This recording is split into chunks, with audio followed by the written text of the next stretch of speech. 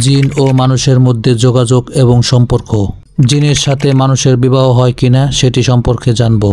জিন ও মানুষের মধ্যে যোগাযোগ। কোরআনে আল্লাহ তাআলা বলেন, ওয়ান্নাহু কানা রিজালুম মিনাল ইনসি ইয়াউযুনা বিরিজালিম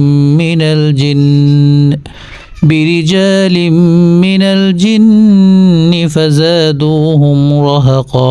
অর্থাৎ আর কিছু মানুষ জিনদের আশ্রয় নিত, ফলে তারা তাদের অহংকার বাড়িয়ে দিত। সূরা আল জিন আয়াত নম্বর 6। এখান থেকে প্রমাণ পাওয়া যায় জিন ও মানুষের মধ্যে যোগাযোগ ও সম্পর্ক হতে পারে। বাস্তবে এই যোগাযোগ অনেক সময় কুফরি কাজ, জাদু ও বিভ্রান্তির মাধ্যমে হয়। জিন মানুষকে বিবাহ করতে পারে কিনা, এখানে আলেমদের ভিন্ন মত রয়েছে। তবে অধিকাংশ আলেমদের মতে জিন ও মানুষের মধ্যে বৈবাহিক সম্পর্ক জায়েজ নেই, কারণ তারা ভিন্ন সত্তা। জায়েজ নেই এই সম্পর্কে কোরআন দ্বারা কিছু আলেমগণ দলিল দিয়েছেন। আল্লাহ তাআলা কোরআনে বলেছেন যে মানুষের জন্য মানুষের সঙ্গীদের তৈরি করা হয়েছে, যা জিনদের সাথে মানুষের বিবাহের অবৈধতাকে প্রমাণ করে। সন্তানদের ভবিষ্যৎ। জিন ও মানুষের মধ্যে বিবাহের ফলে সন্তানদের ভবিষ্যৎ ও তার বংশধরদের অবস্থা যথাযথ হবে না, যা একটি বড় কারণ হিসেবে বিবেচিত।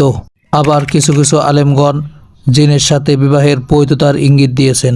ইবনে তাইমিয়া রহমাতুল্লাহি আলাইহি বলেন, জিন মানুষকে ভালোবাসে এবং তার সাথে সহবাসও করতে পারে। মজমু আল ফাতাওয়া খণ্ড নাম্বার 19। তবে শরীয়তে এটি নিষিদ্ধ এবং অপছন্দনীয়, কারণ এতে মানব সমাজে বিশৃঙ্খলা সৃষ্টি হয়।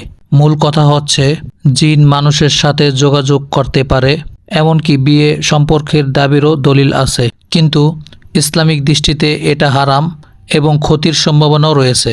তাই এটা থেকে বেঁচে থাকা অপরিহার্য।